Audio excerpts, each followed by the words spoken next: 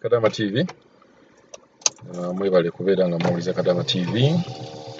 Waliwo ensonga eri mu ddiiro ey'okubeera nga waliwo omufere atandise okubeera nga agenda alimbalimba abaana mbu ye akolagana ne Embassy okubeera nga ateeka abaana ku lisiti egenda. Mbagamba nti omuntu ono abalimba era tewali muntu yenna akolagana na Embassy kubeera nga ateekawo nti gw'ogenda ono tagenda. Engeri yokka ey'okubeera nga oyitamu okubeera nga okugenda y'ey'okusasula. Ogenda bugenzi n'olugestalinga n'osasula n'olredi n'aba issuing ticket bajja kukubuulira nti omuwendo gw'abantu guli bwe guti, omuwendo gw'abantu guli bwe guti. Kuba oyina eddembe okubeera ng'obuuza tuli bameka akati wabulayo bameka, n'okubeera nga amagambo mweyongera okubeera nga mukubiriza bannammwe nabo babeere nga basasula. Tusaba era tukyeyongera okusaba n'ekintu kino ekya quarantine okusasula ssente za hotel mubeere nga muyina engeri gye mukikomya. Mukikomya ntegeeza nti omuntu bw'aba alina ssente za air ticket muleke omuntu oyo agende e Uganda atobe ne hotels. Ekyo ekintu kyogedde almost buli we tukola video. Omuntu muleke agende e Uganda ye atobe ne hotels. Nkimanyi omuntu bw'aba atuuse e Uganda ku public facilities kuba bagenze bazongera kujjukira nti kwaliko just Mulago paramedics ne Lands and Survey Entebbe ze zaaliko ebbiri, naye akati bagenze bagulawo n'ebifo bino. Kunsuubira abaana basinga mu bibagamba kuba akati muteekako bbiri zokka ne mubalaga nti tewaliwo na ngeri muntu gy'osobola kugenda nga ebifo ebyo ebiri bijjudde. Namboole nayo kaakati weeri. Mwongere n'okubawa amagezi nti waliwo kino bwe kino bwe kino bwe kiti, waliwo ne we baguddewo public facility endala. Ekintu kino ekyokusasula quarantine nze nkiri against ddala ku bakadaama. Bankuba kyeyabalala bayinza okubeera nga balina ssente ng'era ye tayagala genda mu bifo bya lukale. Bakadaama tebalina ssente zino era twaliyagadde. Muleme bateeka ku nninga bw'aba afunye ssente za air ticket aye ne mbateeka ku nninga nti basasule quarantine. Vidiyo egy'olabaawo abawala abo bali mu buzibu, baabakuba ababoosi baabwe baabakuba, baagala kuddayo e Uganda naye tebannafuna ngeri gye baddayo. Tebalina ssente ze bazzaayo, tebalina na ssente za quarantine. Kati awo we mŋŋambira nti mulimu abantu abali mu buzibu naye nga tebasobola kubeera nga beesasulira. Era nkubira omulanga buli muntu yenna ali mu buzibu n'ofuna chance n'ogenda ku deportation center totawaana, sigalayo busigazi. Bw'obeera ku office totawaana, tebakulimba mbu ate genda mu kiyumba, beerawo. Ennyonyi ey'obwereere bw'enejja eyina okulaga oba Embassy eyina okulaga nti waliwo abatulemeredde tebalina wadde n'ekikumi.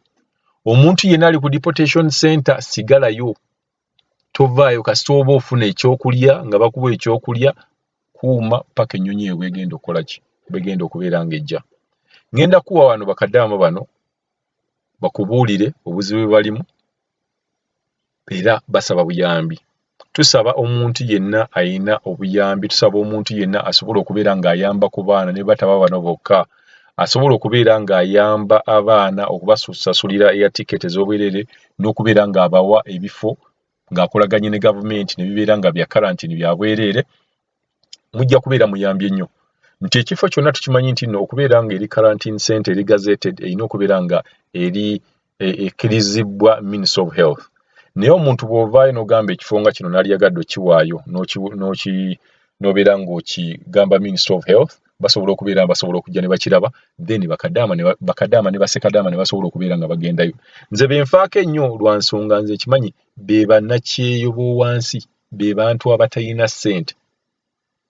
Ogenda okukwatamu emitwalo 15 ennaku 14 oba emitwalo 10, togerera mu bukadde obubiri aba akakadde kamu kitundu n'ogenda waggulu. Ssente zino tezirina we zigenda kuva ate nga mulimu n'abangi abatakola. Oyo gw'olabaawo yamenyeka ekifuba. Kankuwe kadaama ono akunnyonnyole kiki ekigenda mu maaso. Bakadaama bano ababiri.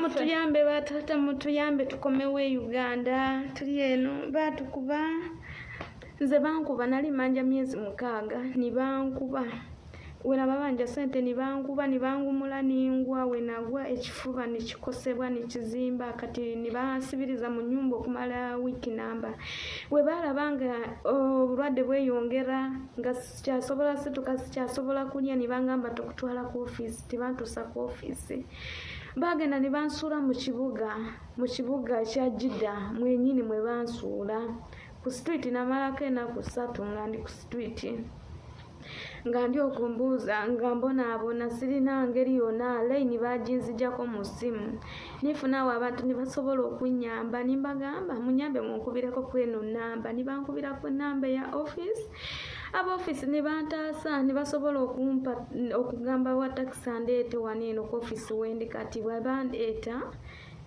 jjukira passport tibagimpa sente tibazimpa kyokka bankuba ndi eno ekifuba kinuma bankuba ekifuba nekizimba kati ndi waneeno ku office sirina passport kyokka ni sente tibazimpa ze bankubira engeri ekomawo e Uganda sigirina mbadde nsaba buyambi banaye ab'e Uganda mututaase nasanze wano noono naye nga bamukuba namusanze waneeno ku office nga tuli wano babiri banaye nsaba buyambi gye muli musobole otutaasa tukomewo e Uganda wakiri musindike enoni zisobole otutaasa tukomewo ewaka naye titulina ngeri yonna ekomawo e Uganda titulina ngeri yonna etukomyawo e Uganda titulina ssuubi wetuli tusaba buyambi bwammwe pasipoti nganze tibagimpa waneeno wendi sirina pasipoti sirina nangeri yonna gyengenda kuvaamu e Saudi wabula byonna nsaba buyambi gye muli musobole otutaasa tukomewo e Uganda ntegezaako okuddukira abantu bangi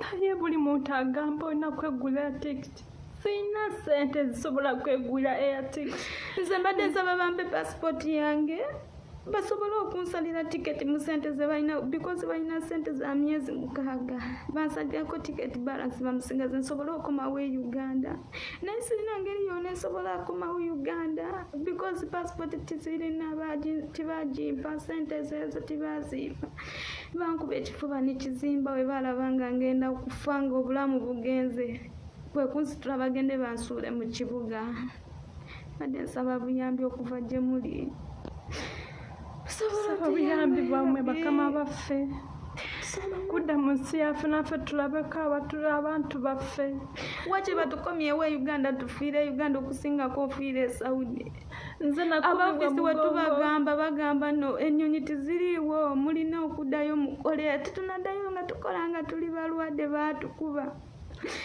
nze nafuna obuvune mu mugongo okuva we nalajjana nafuna obuvune ku mugongo nga balooza neekoza baofisi batwala mu ddwaliro ne bagaana ne baŋŋamba musajja nanyimirako n'agamba tolina kwogera ekyakutuukako yogera bwogezi ngeri gy'owuliramu zebatidde okutwala mu ddwaliro bangamba mbuno bagenda kunsalira tiketi byonna bigenda kuggwa ate simanyi baagala banzizeeyo nkolawala nabagambye sikyasobola kolawala because ekifuba kinuma nkoleramu bulumi njagala bansalira tiketi sobola okuddayo e Uganda nga bangamba eno nitiziriwo olinafuna kiyumba kirala okole sikyasobola kola amanya gange bampitamu Tesumaya nga najja ni kampuni gye bayita Godinham nga yeyandeeta okuva e Uganda okujja e Saudi nga nsaba buyambi nsobola okudda e Uganda nsobola okufiira mu nsi yange obeera ku ttaka ly'omanyiriza n'ogamba ndi waffe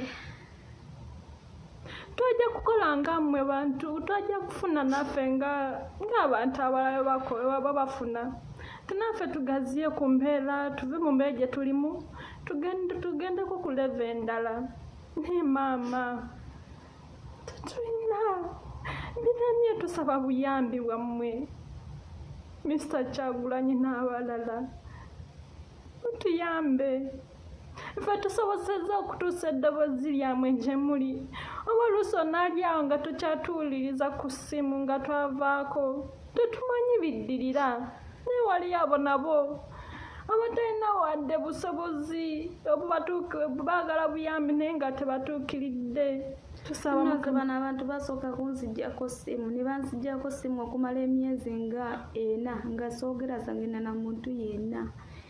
Okiraba kati bwe baalaba nga obulwadde buyitiridde sikyasobola kukwata ku kintu kyonna, sikyasobola kulya, kwe kunsitula bagende bansuule mu kibuga. Mbeera eyo ni passport tibampadde ne ssente tibampadde, baŋŋamba tukutwala ku office because obulwadde bukuluma. Mu kifo ky'okundeeta ku office bansuula ku gundi mu kibuga, ekibuga nga sirina wentandikira wona, ku street nasuzeeyo ennaku 3 nga sirina wentandikira. Tuyanzeege Mukama waffe, tusaba buyambi okuva gye muli. Buli awulidde ka vidiyo kano bambi atuyambe atuddukirire, abasobola otuyamba mutuyambe.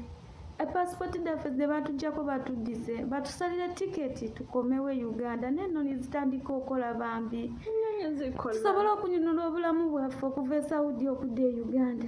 Nze passport yange njirina, wabula tukoze ka vidiyo kano nga mutegeere nti tusaba buyambi bwa bulijjo nkola ka audio naye tekatuuka, oba katuuka naye tebakakasa.